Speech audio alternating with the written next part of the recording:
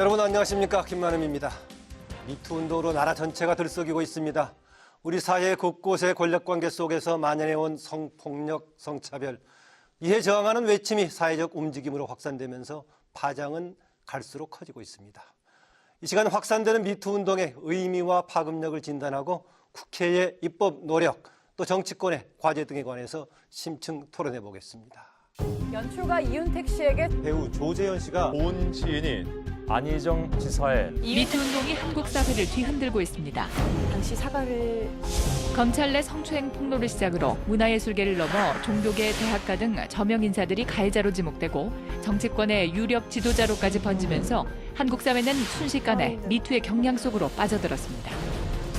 미투 운동으로 드러난 왜곡된 성문화, 추악한 권력형 성범죄 등 우리 사회에서 그동안 묵인되어 잘못된 관행을 바로잡는 일대의 전환점이 되어야 한다는 목소리가 높습니다. 철저한 진상규명과 가해자 처벌은 물론 재발 방지 대책과 피해자 중심의 피해 회복 방안도 마련돼야 합니다. 여성으로서 겪는 어떠한 차별과 불평등, 편견, 그 벽을 뛰어넘고자 하는 그 용기에 대해서는 저희들이 어떤 경우든 높게 평가합니다. 법적, 제도적 보완과 함께 양성 평등 문화를 정착하는 데도 앞장설 것입니다.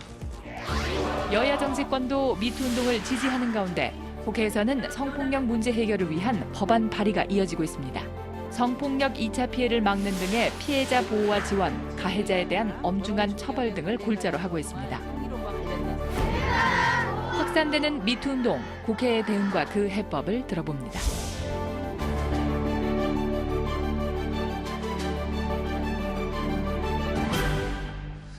함께하실 여야 의원 소개해드리겠습니다. 더불어민주당 정춘숙 의원 나오셨습니다. 안녕하십니까.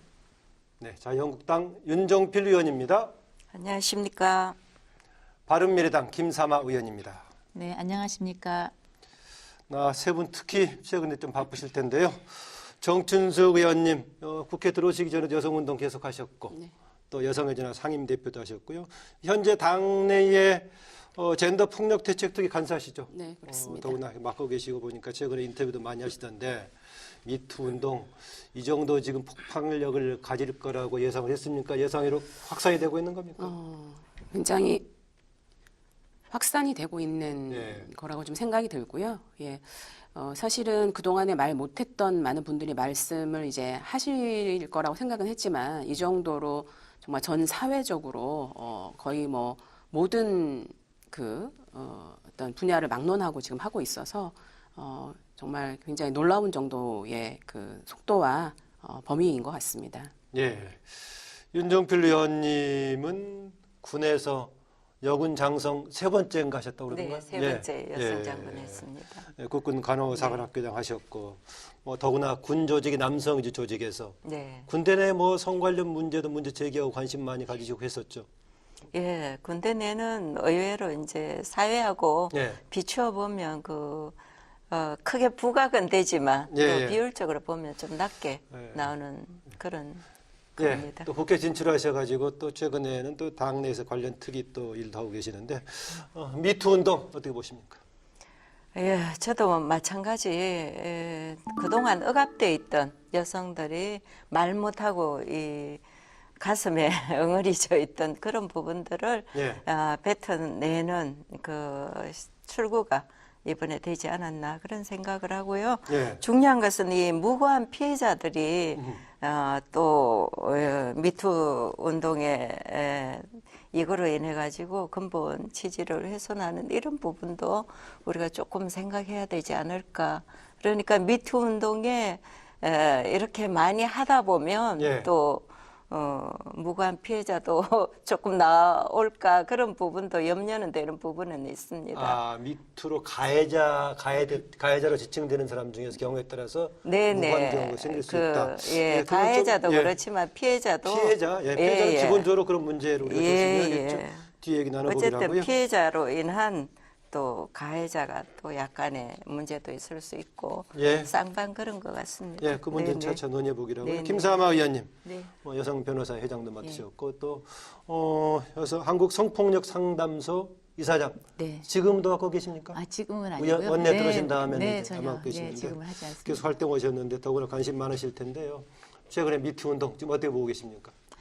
앞에서 정춘숙 의원님도 말씀하셨지만 사실은 서지영 검사가 처음 언론에 나와서 얘기할 때만 해도 굉장히 큰 용기를 냈다 생각을 했고 이렇게까지 크게 정말 들불처럼 퍼지고 있지 않습니까? 네. 그래서 각 분야에 이렇게 퍼질 거라고 이렇게 확산될 것이라고 생각을 못했는데 그것은 아마도 지금 우리 여성들이 우리 사회에서 약간 그 부차적인 존재에서 이제는 동등한 존재로 인정받기 위한 그 몸부림이 아닌가 이렇게 생각을 합니다.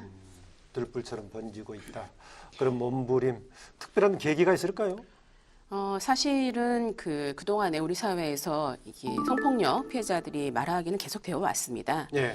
그러나 우리 사회가 주목을 안 했었던 거고요. 예를 들면은 작년 같은 경우도 문화예술계 내 성폭력 사건 때문에 굉장히 많은 사람들이 말하기를 했었거든요. 그랬죠. 예. 그런데 이제 작년 말에 그 미투 운동이 미국에서 시작이 되면서 제 생각엔 우리 사회도 이제 굉장히 피해자들의 목소리를 진지하게 듣기 시작했다. 그리고 피해자를 그동안 굉장히 비난했던 것에서 이제 바뀌어야 된다. 가해자가 비난받고 피해자는 보호받아야 한다라고 하는 사회적 인식이 확대되어 가는 이런 것들이 계기가 되었던 것 같습니다. 네. 윤 의원님, 그동안은 왜 이렇게 그동안에 성희롱, 성추행 이런 거에 묵인돼 왔는지, 왜 침묵해 왔는지 라는 문제의식을 가질 수 있겠죠? 조직에 이제 남성 우위가 접하다 보니까 조직에서 남성들이 아무래도 상위직을 이렇게 갖게 되고 여성들은 또 거기 지시에 따르는 이런 자리에 있다 보니까 쉽게 이렇게 노출을 시킬 수 없는 게 그 원인이지 않았나 싶습니다. 예. 조직이 가지고 있는 상하 관계, 우리가 이게는 갑을 관계. 그렇죠. 한편으로는 또 그런데 그런 조직뿐만이 아니라 그런 조직이 확산돼서 그런지 모르겠지만은 사회 문화적으로도 그렇게 왔던 점이 있죠, 김상호 의원님.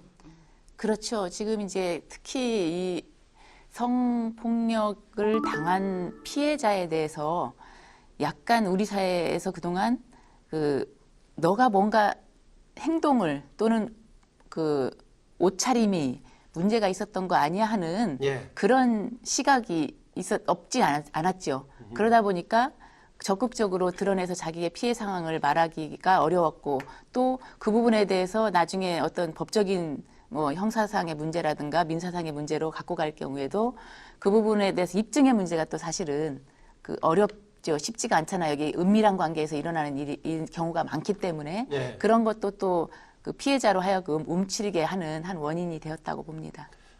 법적인 차원에서 봤을 때 우리나라가 성범죄에 관해서 좀 관대한 편인가요? 국제적으로 비교했을 때? 일단은 이제 우리나라의 성폭력 범죄에 관해서 형량 자체는 높습니다. 그런데 문제는 뭐냐면 이제 우리가 얘기하는 흔히 처벌의 확실성이라고 얘기하는데요. 현장 단체들의 얘기를 좀 들어보면 이제 형량이 법적으로는 높지만 법정형은 높으나 실제로는 그렇지 못한 이런 경우가 많이 있다. 이제 그렇게 얘기하고 있습니다. 네. 그동안에 이런 문제에 대한 처벌 등에 관해서는 윤 의원님 어떻습니까? 예, 그렇습니다. 이제 성폭력에 대한 처벌만 있었지 성희롱이나 성추행에 대해서는 좀 관대하지 않았나 그런 생각이 들고요. 그래서 이번 일을 계기로 우리가 제대로 법적이나 제도적 측면에서 다뤄져야 될 그런 부분이라고 생각합니다. 네, 김상호 의원께서는 법적으로 이런 문제를 그동안 좀 많이 다뤄보셨겠어요? 네네네. 그동안 강간죄나 강제추행죄 같은 이런 성과 관련된 범죄는 사실은 친고죄였거든요. 친고죄였다가 여성계 많은 노력의 결과로 2013년 6월부터 친고죄는 이제 폐지가 됐습니다. 폐지가 되었지만 여전히 어떤 이슈가 있을 때 그때마다 이제 형량이 계속 올라가고 또 법원에서 판결에 따른 선고 형량도 올라가고 하면서 지금까지 왔죠. 아까 정춘숙 의원님께서도 형량 자체가 법에 규정돼 있는 법정 형량 자체가 낮지는 않다고 말씀을 하셨는데 이제 앞으로 이와 관련해서 형량도 이제는 조금 더 높여지지 않을까, 법원에서의 선고 형량도 예. 그런 것도 기대를 해봅니다. 조금 전에 강간 네. 말씀하셨는데요. 네. 용어들이 어떻게 됩니까? 성추행, 성폭력, 성폭행, 강간 이런 용어 구분을 일상인들이 보기에 어떤 기준으로 구분하면 되겠습니까? 그가 이제 이거 갑자기 법률 강의가 돼버리는 것 같은데요. 네, 그 강간, 그러니까 네. 성관계를 했느냐 하는 의미에서 이제 성교를 했느냐는 의미에서 이제 강간은 상당히 그 위력. 요즘 우리가 쓰는 성폭행이 대체로 그 경우에 쓰는 건가요? 성폭행은 강간과 강제 추행을 모두 포함하는 모두 포함해서? 의미로 얘기할 수 있고, 성희롱은 거기까지는 이르지 않았지만 네. 상대방으로 하여금 뭐 성적 수치심을 느끼게 하는 그런 언행을 이제 성희롱이라고 그렇게 할 수 있습니다. 예. 최근까지만 해도 그동안 약 20년 가까운 유명 인사들이 성폭력 가해자로 지목돼 사과하기도 했었는데요. 사과 자체에 대한 논란도 있습니다. 윤 의원님. 예. 그 잘못한 내용은 구체화시키지 않고 사과만 했다 이런 비판도 있습니다. 그동안에 사과를 둘러싼 이게 사과냐라는 비판에 대해서 어떻게 보십니까? 그러니까 이게 구체화되지 않을 때 뭐라 예. 그럴까 뭐 증거가 있다라고 이렇게 구체화되지 않을 때는 이 사람들이 최대한 이제 버틴다 그럴까 그러다가 예, 완강히 이제 부인하는 그런 상태가 되겠죠. 하다가 이제 조금 제2, 제3의 이런 피해자가 나왔을 때야 사과를 하게 되는 이런 부분이 더 큰 문제이지 않나 그런 생각이 드는데, 진정 어린 사과가 처음부터 있었으면 제2, 제3은 그래도 그 사람을 통해서 네. 자기가 이렇게 좀 위안을 받았을 텐데 그렇지 않다 보니까 더 자꾸 돌불처럼 퍼지는 그런 경향이 있지 않나. 피해자를 위한 진정 어린 사과가 가장 중요하다라고 저는 생각합니다. 네, 정준석 의원님. 지금 이제 가해자들이 예를 들면 너의 기분을 뭐 나쁘게 했다면 혹은 네가 이로 인해서 상처를 받았다면 이렇게 얘기를 해요. 사실 이거는 정말 진심으로 자신의 잘못을 인정하면서 사과하는 게 아니거든요. 예를 들면 내가 이렇게 한 행동이 정말 잘못되었다. 진심으로 사과한다. 예를 들면 이런 것이 이제 우리가 사과라고 말할 수 있는 거죠. 그래서 그 앞도 없이 내가 무슨 행위를 했다 이런 것이 아니라 네가 어떻다면 내가 사과하겠다. 이거는 저는 진정한 사과가 아니라고 생각합니다. 네, 김삼호 의원님은. 저도 동일한 생각이죠. 얼마 전에 그 이윤택 감독 같은 경우에 사과 기자회견을 하면서 뭐 리허설을 했다 하는 그런 언론 그 보도가 있지 않았습니까? 네. 그러다 보니까 피해자 입장에서는 정말 그 보여주기 위한 사과지 진정 어린 사과가 아니라고 당연히 받아들일 수밖에 없지요. 그래서 얼마 전에 그 배우 한재영 배우 한 분은 그 피해자를 만나서 피해자에게 직접적으로 예. 사과를 했고, 그 부분에 대해서 피해자도 오히려 그 이제는 이를 털고 웃으면서 또 제대로 열심히 연기하는 모습을 보면 예. 아프지 않을 것 같다, 이런 뭐 SNS에 글을 예. 올렸다는 그 내용을 봤습니다. 그래서 그러니까 대표적으로 제대로 된 사과라고 그렇죠. 보군요. 예. 네네. 진정 어린 사과가 그 피해자들로부터 또 공감을 얻을 수도 있고, 또 그 부분에 대해서도 지금 우리가 일본에 대해서도 위안부 피해자와 관련해서 항상 진정 어린 사과와 반성 뭐 이런 걸 요구하지 않습니까? 네. 이와 마찬가지로 이 경우에도 역시 가해자가 피해자에게 진정 어린 사과와 반성, 또 그에 응당한 또 처벌, 이런 것이 필요하다고 생각을 합니다. 네, 이번 미투 운동을 계기로 우리나라에서 그동안 역대 이만큼 성추행, 성폭력 관련해 가지고 사회적인 쟁점, 심각성이 드러난 적이 없는 것 같은데, 이번 미투 운동을 계기로 우리 사회의 성폭력 병폐 뿌리 뽑을 수 있을까요? 그거는 이제 우리가 어떻게 하느냐에 따라 다른 건데요. 예. 저도 이제 가장 걱정되는 것이 이렇게 이제 많은 사람들이 얘기를 했단 말입니다. 그러면 이것에 대한 답이 있어야 되는데, 그래서 저는 많은 사람들이 이렇게 용기를 내서 얘기하는 것들에 대해서 우리 국회가 또 우리 사회가 여러 가지 제도와 혹은 법의 정비로 응답해야 될 때다, 이렇게 생각을 합니다. 그런데 저는 이번에 미투 운동이 정말 우리 사회에서 여성에 대한 폭력을 가볍게 생각하고 쉽게 했던 것들을 전환시키는 예. 전환의 계기가 되지 않을까, 그렇게 생각하고 있습니다. 네, 윤정필 의원님, 미투 운동의 성폭력 근절, 적어도 근절 정도 못 간다 얼마나 개선 효과가 있을까, 효과에 대한 이야기입니다. 네, 사회적 분위기를 먼저 바꿔야 되지 않을까 그런 생각을 해봅니다. 이 예. 미투 운동에 참여해도 자기 마음이 그래도 개운하게 이렇게 돼야 되는데 그렇지 못할 경우에는 혹시 불이익이 있을까 뭐 여러 가지 생각을 하다 보면 또 이 부분이 걱정은 되는 부분입니다. 예. 우리가 좀 더 넓게 이렇게 봐서 상대방이 원치 않을 때는 이렇게 터치하는 것도 삼가하고 이런 에티켓 문화를 정착시키고 이런 게 사회 전반에 퍼져야 되지 않을까 싶습니다. 네, 김삼아 의원님. 네, 사실 이 성폭력이 근절된다는 것은 상당히 쉽지 않은 문제라고 생각을 합니다. 근데 그러나 우리 사회가 얼마나 노력하느냐에 따라서 그 효과를 최대한으로 끌어올릴 수 있다고 봅니다. 이제는 정말 국회가 입법으로 뒷받침을 해주고 정부도 범부처가 모두 나서서 적극적으로 대처를 해야 된다고 생각을 합니다. 근본적으로는 이제 스스로가 우리 모두가 각성하는 계기가 되고 문화적인 전환을 이루어야겠지만은 일단은 이게 이런 움직임이 일회성으로 끝나지 않게 하려면 법적 제도적인 뒷받침이 돼야겠죠. 세 분 다 지금 이제 국회 입법적인 차원에서 노력을 하고 계시는데 정진숙 의원님 이미 이 운동 일어나기 전부터 관련 입법 운동을 해오셨죠? 네, 지금 이제 피해자들 또 관련 단체들이랑 저희가 이제 간담회를 해보면 가장 어려운 부분이 뭐냐면 피해자들이 역고소를 당합니다. 가해자들한테.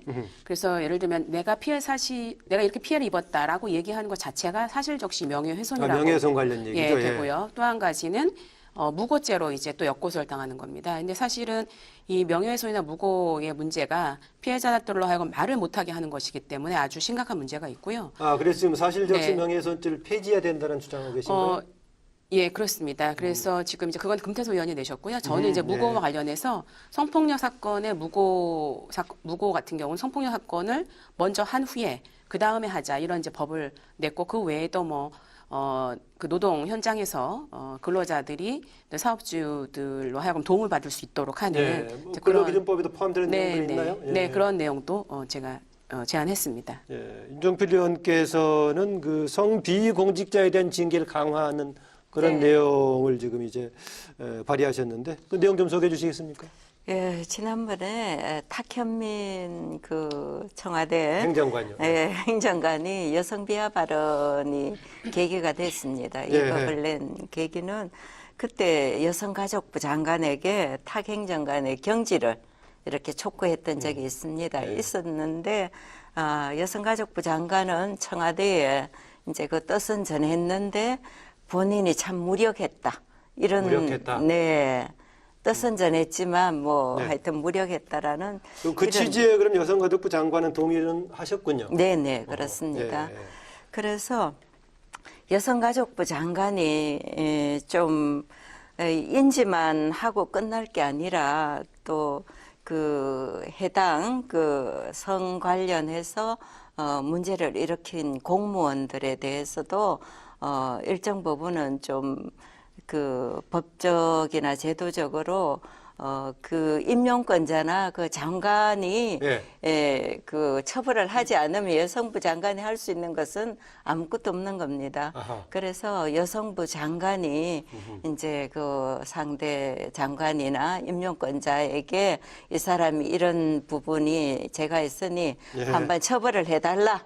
그러면 그 결과에 대해서 그러니까 과정이나 결과에 대해서 여가부 장관에게 이제 결과 통보를 받을 수 있도록 지금 추진 과정 어떻습니까? 성사 가능성이 있어 보였습니까? 어떻습니까? 네, 지금 하고 있습니다. 김삼아 의원도 몇 가지 지금 계속 개정안을 냈죠. 그래서 포괄적으로 얘기했을 때 미투 응원법이다 이렇게 했는데 두세 가지 법안이 포함된 거죠. 저희 바른미래당이 아마 가장 먼저 미투와 관련해서 성명서도 발표했고 지난 26일에 미투 응원법에서 일명 이윤택 처벌법해서 7개 법안 발의했고 7개나 되고 또 3월 6일에는 이윤택 방지법에서 또 3개를 발의를 한 상태입니다. 그중에 이제 10개쯤 되나요? 그중에 이제 대표적으로 이제 말씀을 드릴 수 있는 것은 성폭력 범죄와 관련해서 형량을 강화하는 것, 또 공소시효를 연장하는 것, 또 하나는 소멸시효 제도를 개선하는 건데요. 소멸시효와 관련해서는 아마 아시겠지만 소멸시효는 손해배상에 있어서 손해가 있은 날로부터 그 10년 또 그다음에 그 손해나 가해자를 안 날로부터 3년 이렇게 해서 그 소멸시효가 제한이 됩니다. 그래서 예. 그것을 있은 날로부터 20년, 안 날로부터 5년으로 좀 연장을 했고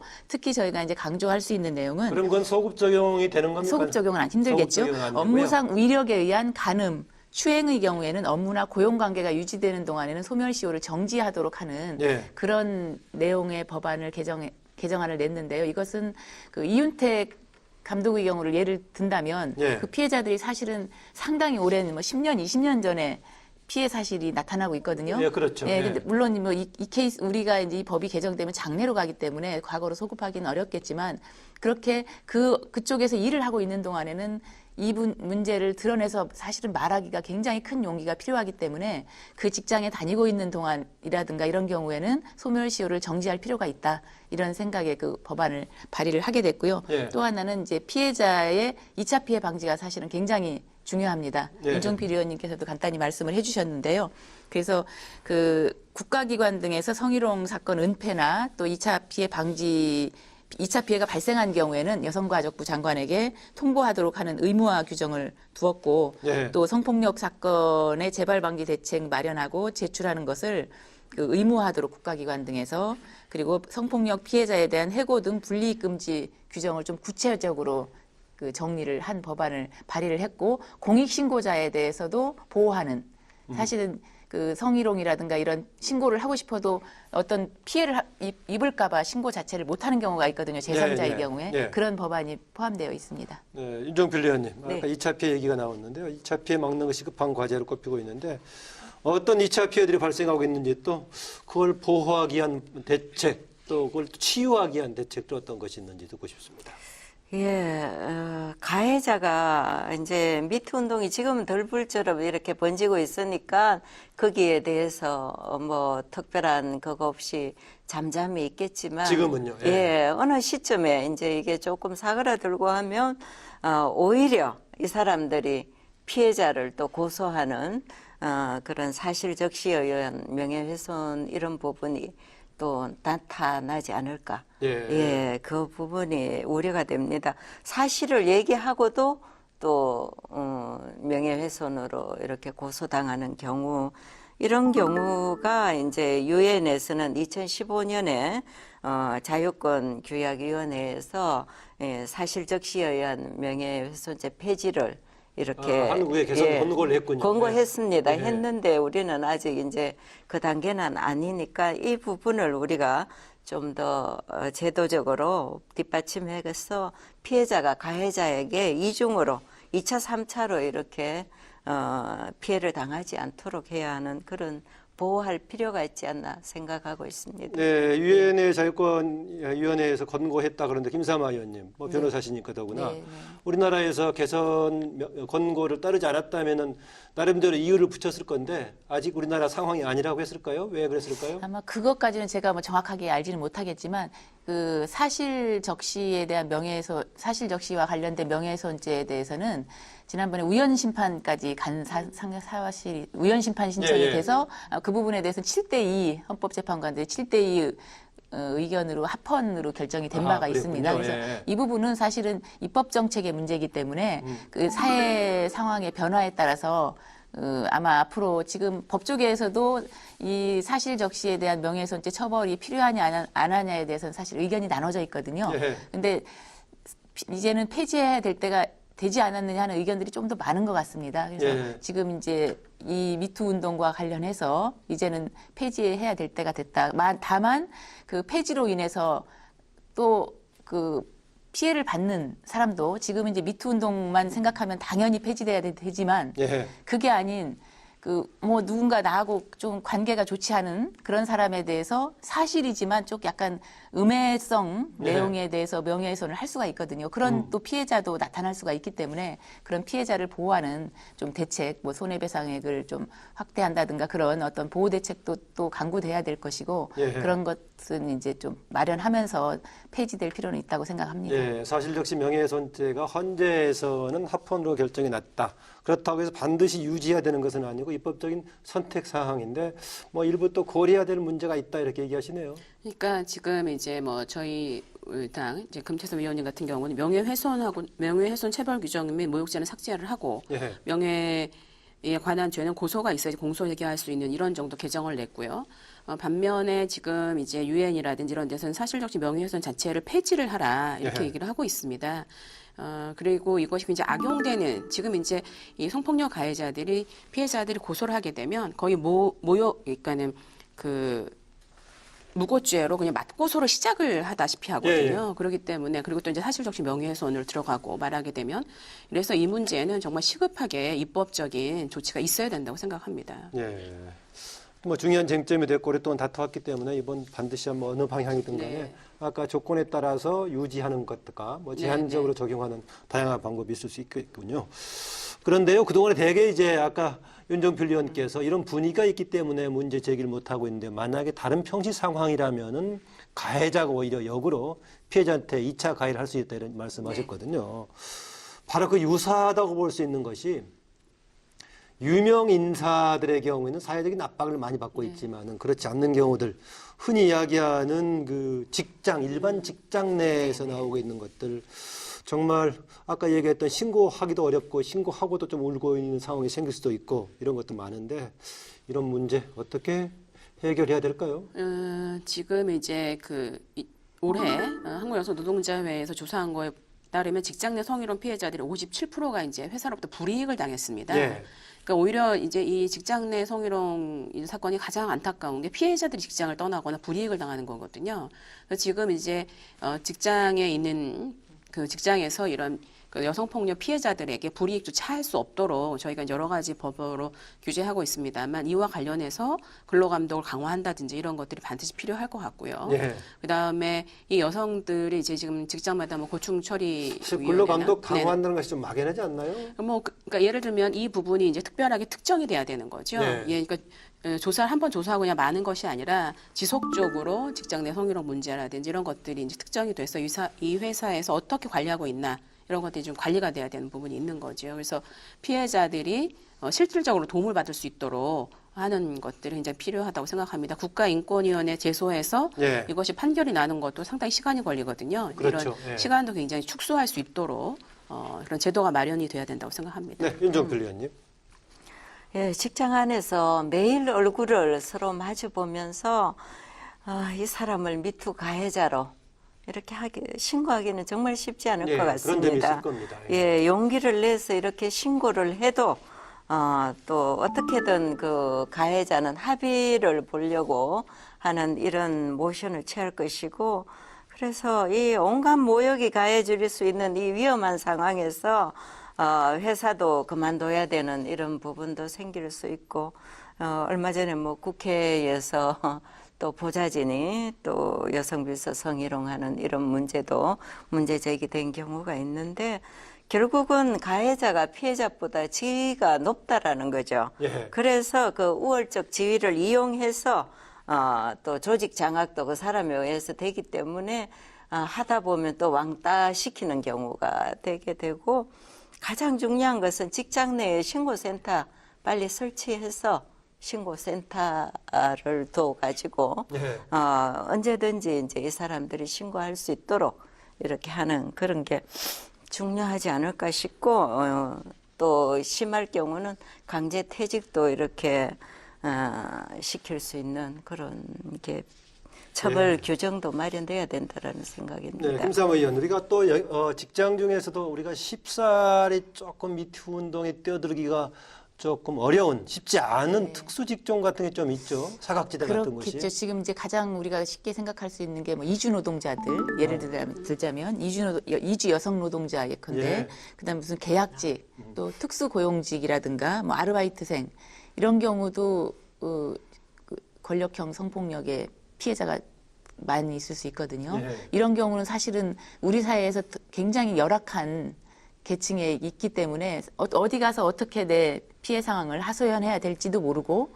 또 그런 경우에 또 내가 그나마 다니고 있는 여기서 본인이 해고당할까 그런 걱정들을 많이 할 거라고 보여집니다. 그래서 오히려 그런 분들에 대한 그 적절한 보호 조치를 할 수 있는 사회 시스템이 좀 마련돼야 되지 않을까 이렇게 생각을 합니다. 네, 정진숙 의원님, 그동안에 실제로 성폭력을 직장 내에서 이렇게 폭로한 이후에 불이익 조치를 당했거나 이런 피해 사례들도 지금 조사된 것들이 일부 있죠. 지금 뭐 현재 이제 얘기되기로는 뭐 10건 중에 9건 정도가 불이익을 당한다 이런 얘기가 있습니다. 예. 그러니까 사실은 이 성폭력 사실을, 성희롱 사실을 얘기해서 피해자 보호가 돼야 되는데 반대로 이 피해자가 조직 내에서 이렇게 왕따를 당하기도 하고요.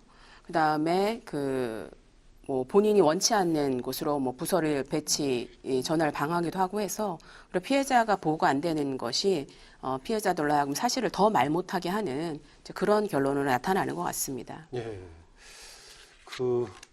이거 사각지대라고 해야 될지 아니면 권력 관계가 조금 더 확실한 곳이라고 해야 될지 국가기관, 공공기관, 심지어는 국회를 포함한 이런 영역에서의 지금 이제 성폭력의 사각지대 지적이 됐는데 정춘숙 의원님 관련 발의를 하셨나요? 전에 국회에서 무슨 강의에서 그런 지적도 하셨던 것 같기도 한데.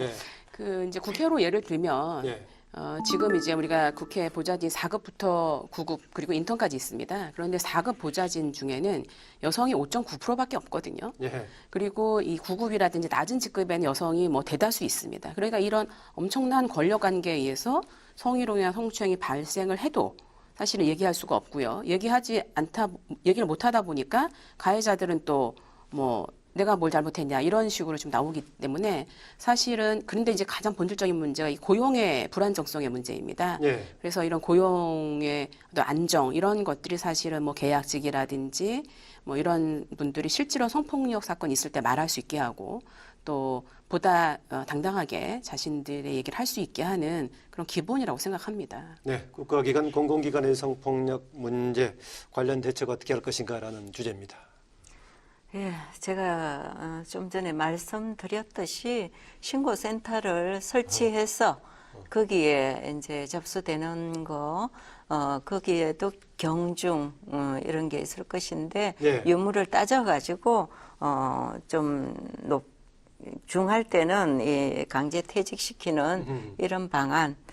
처벌 규정 반드시 마련하도록 해야 되지 않을까 싶습니다.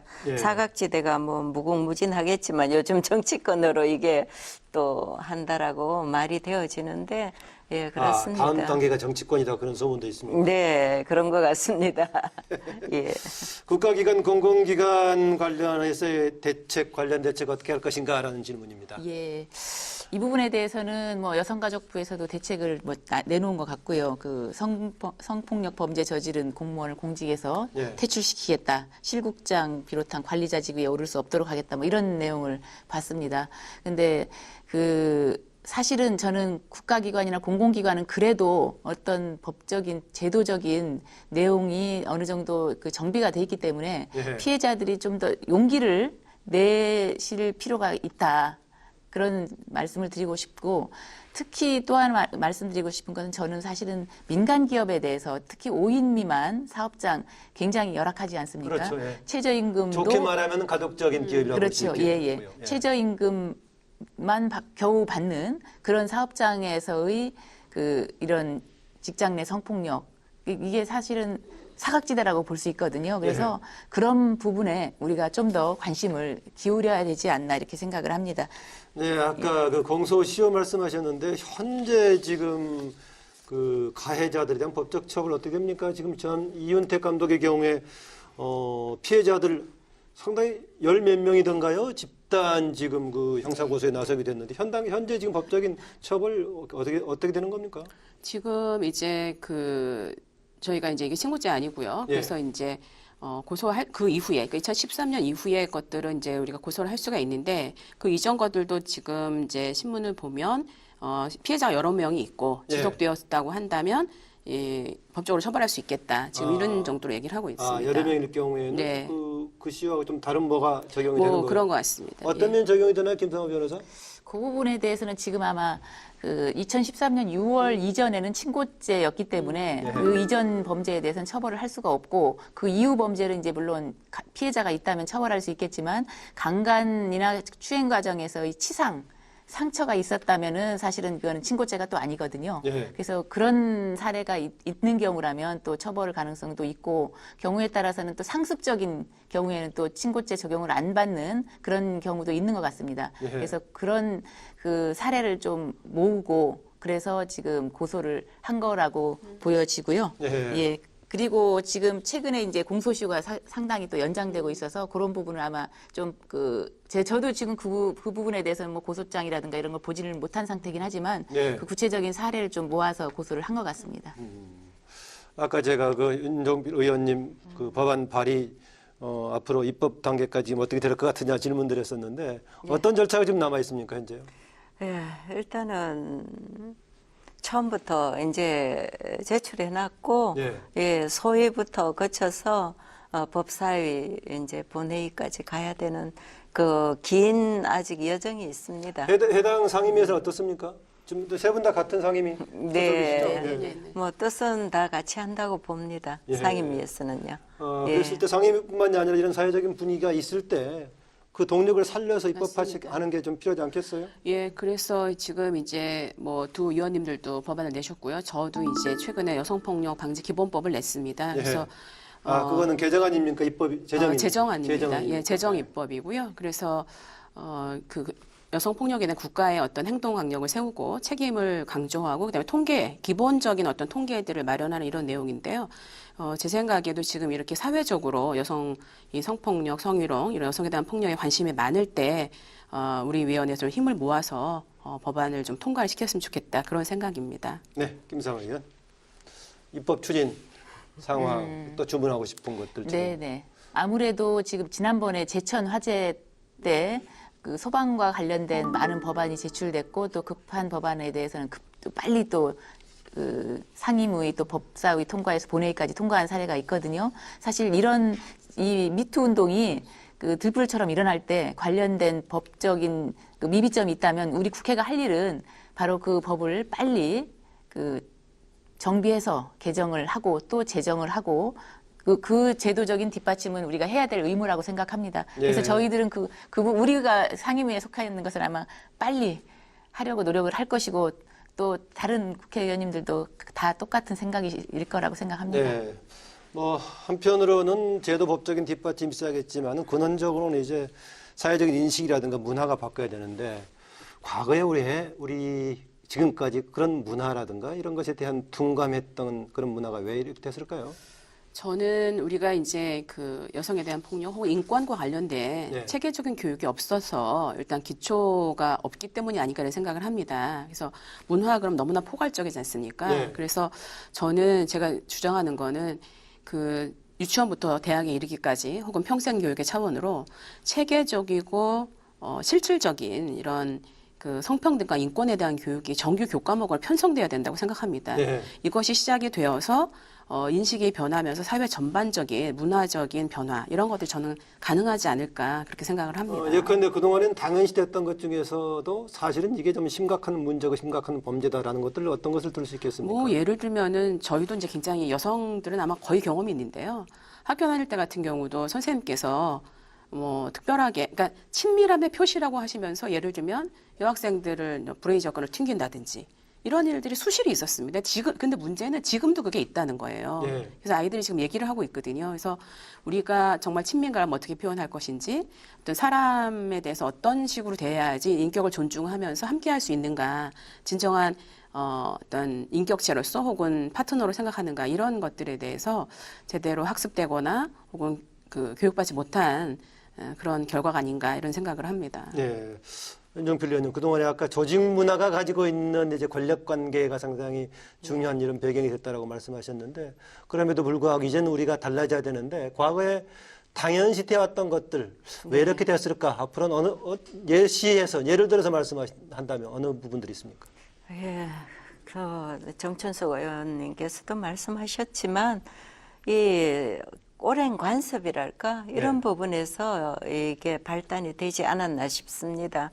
그래서 이제는 우리가 좀 더 유치원부터 대학까지 이 교육을 통해서 장기적으로는 그렇게 하고 이제 단기적으로는 홍보에 좀 주력을 해야 되지 않을까 그런 생각을 합니다. 우리가 홍보를 통해서 우선 단기적으로 인식 개선을 하고 그리고 이제 또 교육이나 홍보를 통해도 사각지대가 있습니다. 이 극단 같은 경우 이번에는 결국은 이제 교육받지 못한 공적인 것은 여가부에서 하지만 이제 노동 관련은 또 노동부에서 이렇게 하는데 교육받지 못하는 그 사각지대를 없애는 네. 그런 부분과 이제 우리가 성폭행에 대한 이 제대로 된 교육 이게 아마 가장 절실하다는 생각입니다. 네. 예. 기존의 풍토에 젖어서 어떤 면에서는 당연시 된 것처럼 있었던 것들, 그러나 심각한 문제다라는 것을 조금 예를 들어서 김사모 의원께서 설명 좀 해주시죠.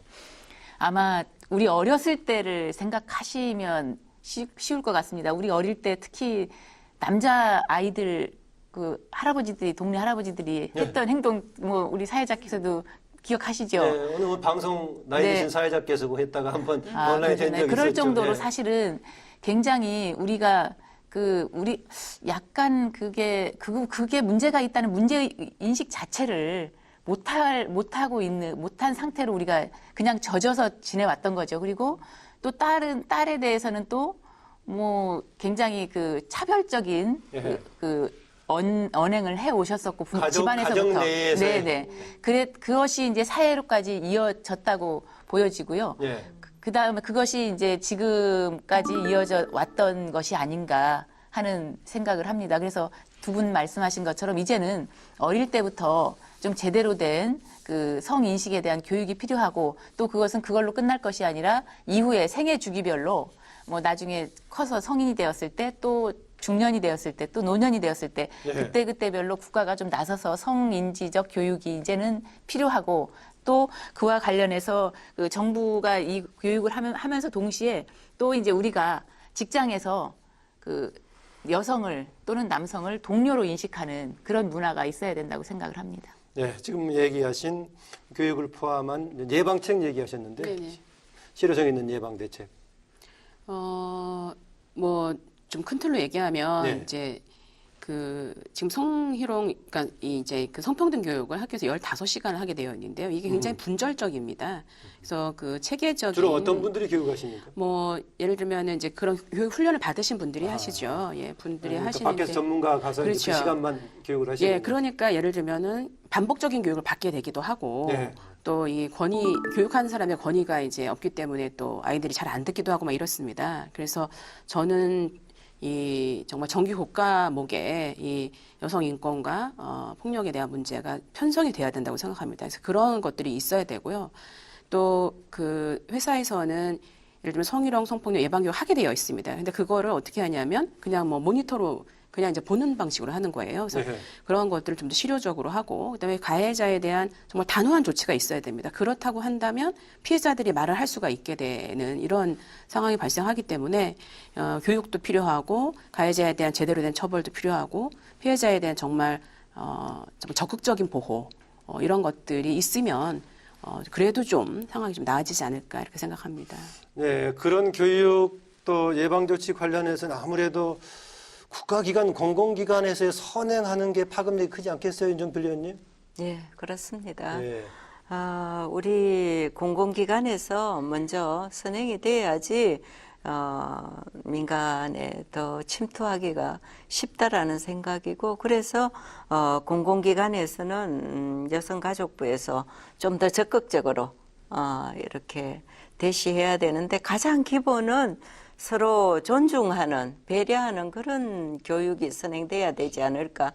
덴마크 같은 나라에서는 예. 상대를 존중해야 너도 존중을 받는다.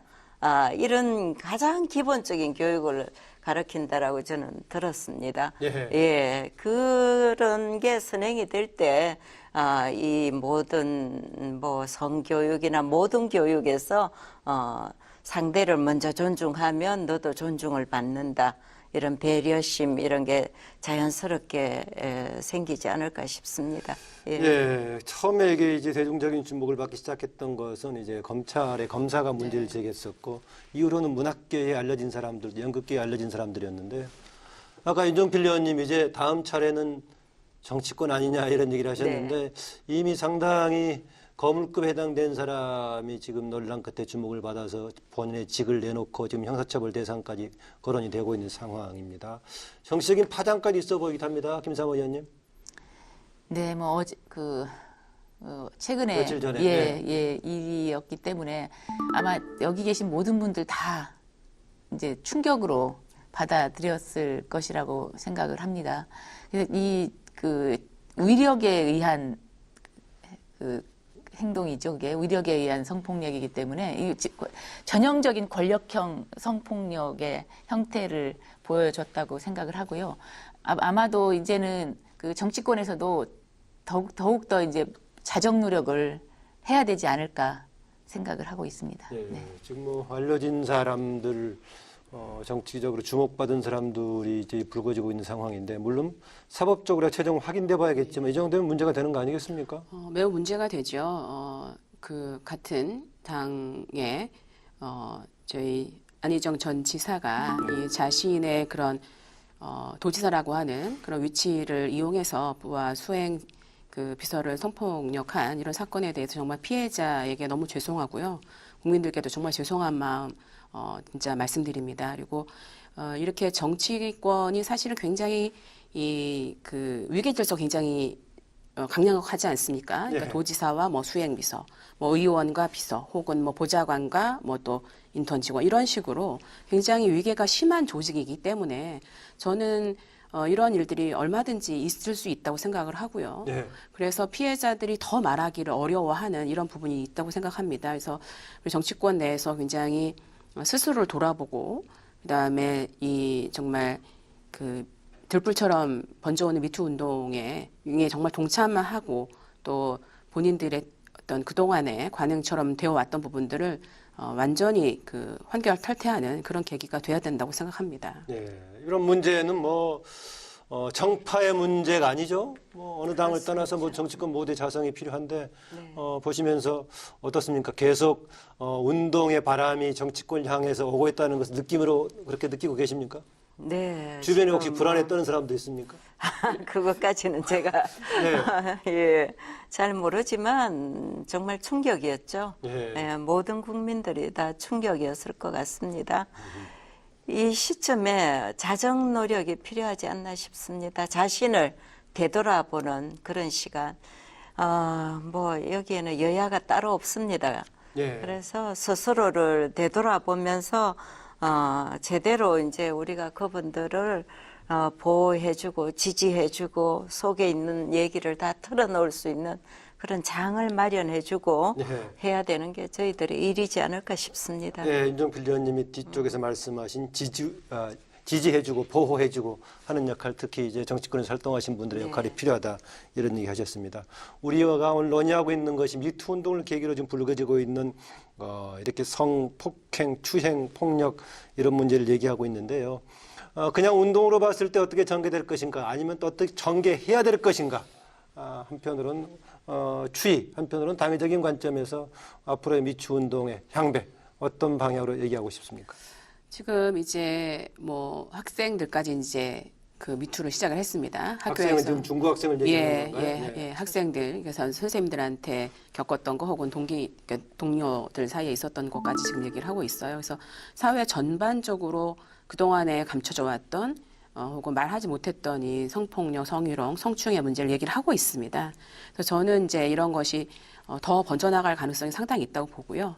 그래서 그럴 때 우리 사회가 잘 들어야 된다고 생각을 하고 또 그런 외침에 대답하는 국회는 뭐 법으로 또 정부에서는 정책으로 하는 구체적인 대안으로 대답을 해야 된다고 생각합니다. 네, 임종필 의원님. 그렇습니다. 미투 운동에 앞으로 어떻게 해야 될 것인지. 이렇게 이제 덜불처럼 번졌을 때 우리가 그동안 속에 좀 확실히 해야 된다는 그런 입장이십니까? 엉어리진 부분은 확실히 틀어낼 수 있도록 이렇게 자리를 그러려면 더 많이 마련해주고 필요하다.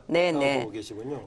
그렇습니다. 이분들이 이제 제대로 이렇게 드러낼 수 있도록 하는 그런 장치도 필요하고 그분들을 보호하고 지지하는 그런 부분도 필요하고 또 이분들이 또 제대로 법률적으로 보호받을 수 있도록 하는 부분도 저희들이 해야 될 부분이라고 생각합니다. 네, 김삼 의원. 네. 지금 아마도 이 미투 운동이 상당 기간은 지속될 것이라고 보여지고요. 예. 최근에는 이제 미투, 위드유, 뭐 미퍼스트까지 이제 나간 것 나부터. 같고, 예. 그렇게 나간 것 같고, 또 미국에서 이제 처음 시작됐던 미국에서는 뭐 임금 문제, 남녀 임금 격차라든가 이런 쪽으로 이렇게 좀 점점 그 운동이 퍼져나가는 것 같습니다. 그래서 우리 사회에서도 이제는 그 미투 운동이 그 성적인 성폭력, 권력형 성폭력으로 인한 피해를 드러내는 것을 넘어서서 예. 그 남녀 사이의 그 차별 문제를 드러내고 해결하는 쪽으로도 이제 가지 않을까 하는 그런 생각도 갖고 있습니다. 미퍼스트 나부터 먼저란 어떤 것을 좀 구체적으로 얘기하는 건가요? 그러니까 자기부터 스스로를 돌아보고, 나를 먼저 돌아보자. 돌아보고 이제 그 자정하자 뭐 이런 취지라고 보여집니다. 네. 네. 그러니까 미투에서 당신과 함께하겠다, with you 지지하는 거죠. 네. 예, 했다가 그다음에 미퍼스트 네. 스스로 돌아보고 반성하자 이런 얘기 같습니다. 체인지업도 합니다. 예. 어떤 사회 거? 체인지업, 사회 구조를 전체적으로? 바꾸자. 예, 그러니까 여성에 대한 폭력은 사실 여성에 대한 차별로부터 발생하는 것이고, 예. 그 또 차별이 원인이 돼서도 폭력이 발생하는 것이기 때문에 사회 구조 전체를 바꿔서 사실은 여성에 대한 차별을 없앰으로써 여성에 대한 폭력도 근절할 수 있도록 하자. 이제 그런 얘기를 하고 있죠. 예, 그런 점에서는 뭐 근원적으로는 여성에 대한 인식의 문제가 깔려 있는 것이지만은 최근에 논란됐던 것은 특히 권력관계와 결합해가지고 문제가 됐던 것이 이제 특히 주목을 받았습니다. 오늘 길게 논의하셨는데요. 예, 미투 운동과 관련해서 각 당에서 앞으로 주력하고자 하는 부분, 또 개인적으로 관심 갖고 추진하고 있는 부분, 국회에서 더구나 어떻게 하면 좋겠는가 이렇게 해서 강조하고 싶은 말씀을 넣어서 오늘 얘기를 좀 마무리했으면 합니다. 정춘숙 의원님 먼저 하실래요? 지금 이제 저희 더불어민주당에서는 젠더폭력 대책 특별위원회를 구성을 했고요. 이 젠더폭력 특별위원회를 통해서 성폭력 신고상담센터를 두어서 신고도 받고 또 피해자들을 보호하고 지원하고 또 가해자에 대해서는 윤리심판원과 함께 마땅한 처벌을 하는 이제 이런 구조를 하나 만들어놨습니다. 예. 그래서 여기에서뿐만 아니라 관련 법이나 이런 부분들도 빨리 통과할 수 있도록 이제 이런 당론을 모으는 이제 이런 일들을 할 예정에 있고요. 향후에는 지금 이제 이번 지방선거 관련해서는 우리 더불어민주당의 후보들 모두 다 의무적으로 성평등 교육을 받기로 이렇게 되어 있습니다. 이 부분도 좀 진행을 할 예정입니다.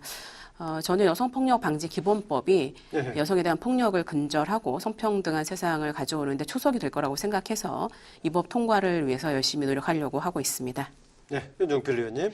예, 저도 저희 자유한국당에서도 마찬가지 성폭력 방지 대책이 지금 꾸려지고 있고, 네, 체계를 꾸리고 있군요. 네네, 신고센터 지금 설치 중에 있습니다. 예. 그래서 이 부분은 뭐 여야가 따로 없다고 저는 생각을 합니다. 그렇죠. 예. 진보 보수도 따로 있을 수도 없는 것이고, 그래서 이 인권 문제에 대해서 우리가 적극 좀 더 나서서 지지하고 보호하고 법안 빨리 통과될 수 있도록 하고, 그리고 이제 아까 김삼아 의원께서도 얘기했지만 장애인이나 이주 노동자, 네. 기간제 노동자 이런 분들에 대해서 우리가 좀 더 장치 마련을 해서 그분들도 쉽게 다가올 수 있도록 하는 그런 부분을 제도화하겠다라는 겁니다. 네.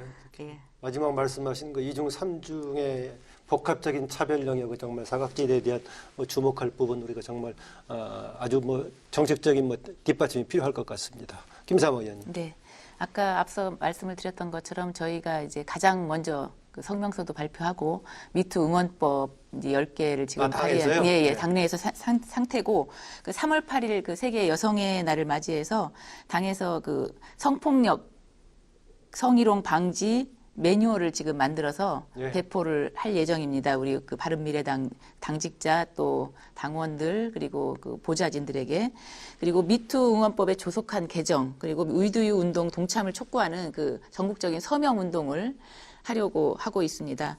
그리고 또 하나는 이제 그 당내 미투 지원단을 만들고 또 예. 법조인을 중심으로 미투 지원 변호사단을 또 만들어서 저희들이 그 피해자들을 적극적으로 지원하는 그런 활동을 하려고 하고 있고, 또 당내 신고센터도 해서 익명으로 또는 본인이 뭐 실명으로든 이제 아주 그 비밀을 보호하면서 신고를 할 수, 만약에 있다면 할 수 있는 그런 체제를 갖추려고 하고 있습니다. 그리고 또 하나는 이제 저도 이제 20대 국회에 들어와서 그 디지털 성폭력을 포함해서 각종 그 성범죄 문제 해결을 위해서 저도 많은 노력을 기울여 왔었습니다. 그래서 가장 중요한 것은 또 2차 피해가 발생하면 안 되기 때문에 그 2차 피해를 방지하기 위한 노력도 필요하고, 또 피해자가 그 피해로부터 그 트라우마를 입을 수 있거든요. 그 피해를 회복할 수 있는 치유를 할 수 있도록 모니터링하고 또 사후 지원하는 그런 곳에도 제 개인적으로는 좀 관심을 기울일 생각입니다.